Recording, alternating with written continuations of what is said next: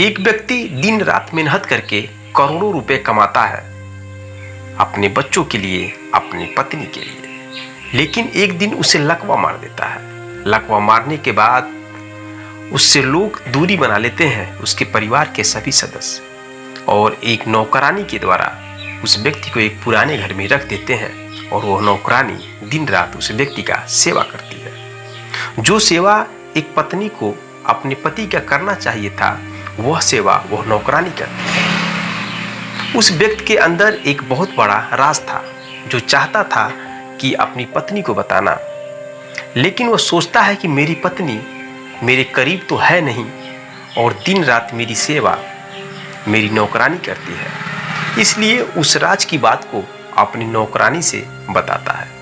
दोस्तों, कहानी बहुत ही इंटरेस्टेड है और अंत तक इस कहानी को जरूर देखिए। बहुत बड़ी सीख मिलने वाला है, क्योंकि एक पारिवारिक कहानी है। पूरी कहानी देखने से पहले अगर आप पहली बार इस चैनल पर हैं तो चैनल को सब्सक्राइब और वीडियो को लाइक और छोटा सा कमेंट जरूर कर दीजिए, ताकि मेरा हौसला बढ़ते रहे। तो चलिए शुरुआत करते हैं इस कहानी की।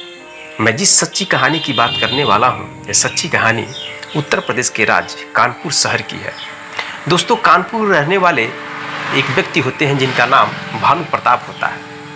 वो अपने समय में एक बहुत बड़ा बिजनेस खड़ा करते हैं और लाखों करोड़ रुपए कमाते हैं, और बिजनेस का इतना बड़ा एम्पायर खड़ा करते हैं कि उनके चारों लड़के उस बिजनेस में बिजी होते हैं और बिजनेस को संभालते हैं। लाखों करोड़ रुपए की आमदनी आती है।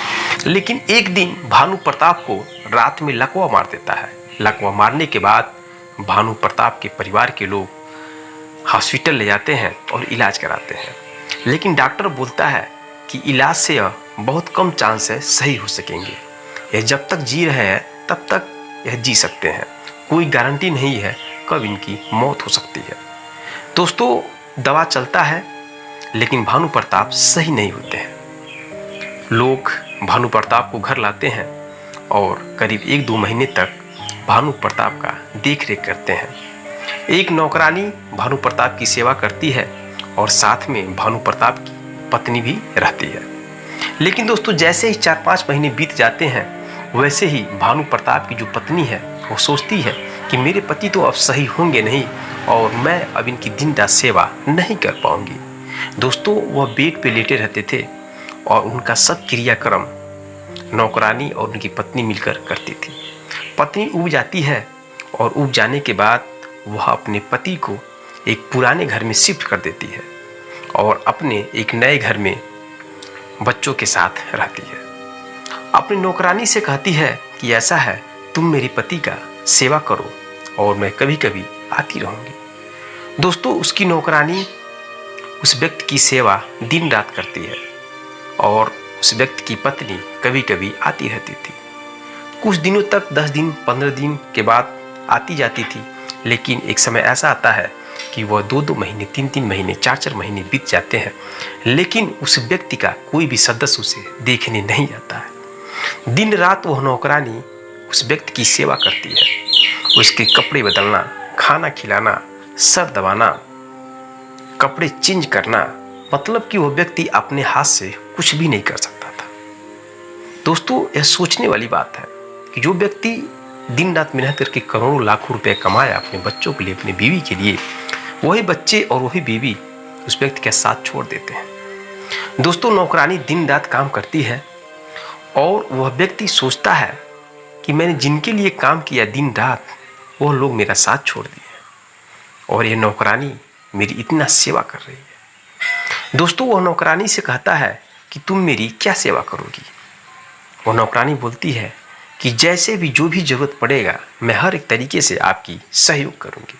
दोस्तों, वह व्यक्ति उस नौकरानी से कहता है कि तुम्हारा घर हमारे घर से लगभग 5 किलोमीटर दूर है और तुमको आने जाने में समय लगता है और मैं तुम्हारे सिवा कुछ नहीं कर पाता हूँ। मुझे तुम्हारी बहुत ज़रूरत है, इसलिए तुम मेरे घर के बगल में ही रूम ले लो और यहीं पे रहना अपने बच्चों को लेकर के और मेरी सेवा करना। दोस्तों, वह नौकरानी चली जाती है। यह व्यक्ति अपने घर में उस नौकरानी को इसलिए नहीं शिफ्ट करता है ताकि लोग समझेंगे गलत, कहेंगे कि इस व्यक्ति का इस नौकरानी के साथ कुछ गलत चक्कर है। इस वजह से दोस्तों वो अपनी सोच को बरकरार रखने के लिए उस औरत को, नौकरानी को बगल में ही एक रूम भाड़े पे देता है और उसका पैसा सब कुछ यही व्यक्ति पेड करता है। दोस्तों नौकरानी दिन रात सेवा करती है और वह व्यक्ति हर पल अपने परिवार के बारे में सोचता है कि मेरे परिवार के लोग कैसे हैं। ऐसे करते करते दोस्तों करीब 5-6 साल बीत जाते हैं, लेकिन वो व्यक्ति सही नहीं होता है। इधर ये जो नौकरानी है यह सोचती है कि यह व्यक्ति हमेशा सही रहे, जिंदा रहे, मरे न सही हो जाए, ताकि मैं जो पैसा कमाती हूँ इन्हीं के बदौलत मुझे पैसा मिलता है। अगर ये व्यक्ति मर जाएंगे तो मुझे पैसा कहाँ से मिलेगा। उस नौकरानी के 2 बच्चे थे, एक लड़का और एक लड़की। दोस्तों एक दिन वह व्यक्ति पूछता है कि उस नौकरानी से कि तुम्हारे बच्चे कितने हैं। नौकरानी कहती है साहब हमारे 2 बच्चे हैं, एक लड़का है और एक लड़की। पूछता है कि तुम्हारा लड़का क्या करता है। तो दोस्तों वो नौकरानी कहती है कि मेरा लड़का एक ठेला लगाता है और अंडा बेचता है और उसका सहयोग मेरी छोटी लड़की करती है। यह बातें सुन के दोस्तों वह व्यक्ति बहुत ही उदास हो जाता है। वह कहता है देखो एक राज की बात है, उस राज की बात को मैं अपने पत्नी से बताना चाहता हूँ, लेकिन मेरी पत्नी मेरी सेवा नहीं करती है और मुझसे दूरी बना ली है। इस वजह से मैं जो कुछ हूँ तुम्हारे बदौलत हूँ, तुम ही मेरी देख रेख करती हो। कितनों भी पैसा है, तुम जो भी पैसा लेती हो वो अलग चीज़ है, लेकिन रियल में एक पत्नी को जो अपने पति का सहयोग करना चाहिए, सेवा करना चाहिए, वो सभी सेवा तुमने मेरे साथ किया है और कर रही हो। तो वह औरत बोलती है कि क्या राज की बात है। दोस्तों वह व्यक्ति कहता है कि मेरे अकाउंट में लगभग 20 लाख रुपए 25 साल पहले से जमा है और 1 केजी सोना भी है। वह इसमें बढ़कर बहुत ज़्यादा पैसे हो गए और वह पैसा मैं चाहता हूँ कि तुम्हें दे दूँ। तो दोस्तों ये बातें सुनकर के वो नौकरानी कहती है नहीं नहीं साहब, हाथ जोड़ रहे हैं, मुझे उतना पैसा नहीं चाहिए। अगर देना है तो करीब 1-1.5 लाख रुपए दे दीजिए, ताकि मेरे बच्चे का दुकान खुल सके और हम लोग की जीविका अच्छे से चल सके। दोस्तों ये बातें सुनकर के वो व्यक्ति हंसता है, कहता है ठीक है, ऐसा है कि तुम मुझे किसी भी तरह से व्यवस्था करके मुझे बैंक ले चलो और यह बात अपनी मालकिन से मत बताना। दोस्तों वो नौकरानी किसी तरह से व्यवस्था करती है और भानु प्रताप को बैंक ले जाती है। बैंक ले जाने के बाद वह इस नौकरानी के नाम पे खाता खुलाते हैं। खाता खुलाने के बाद अपने अकाउंट से जो भी पैसा था, 20 लाख रुपए था, वो 20 लाख रुपए ब्याज के साथ बढ़कर 40 लाख रुपए हो गया था। उस 40 लाख रुपए को और जो सोना था उन सबको उस नौकरानी के अकाउंट में ट्रांसफ़र कर देते हैं। दोस्तों ट्रांसफ़र करने के बाद चले आते हैं और आने के बाद दोस्तों जो वह औरत है नौकरानी, वो भानु प्रताप की सेवा करने लगती है, उनकी दवा कराने लगती है। भानु प्रताप के पैसे के ही द्वारा वह भानु प्रताप की अच्छे से इलाज कराने लगती है और इलाज कराने के दौरान धीरे धीरे वो ठीक होने लगते हैं।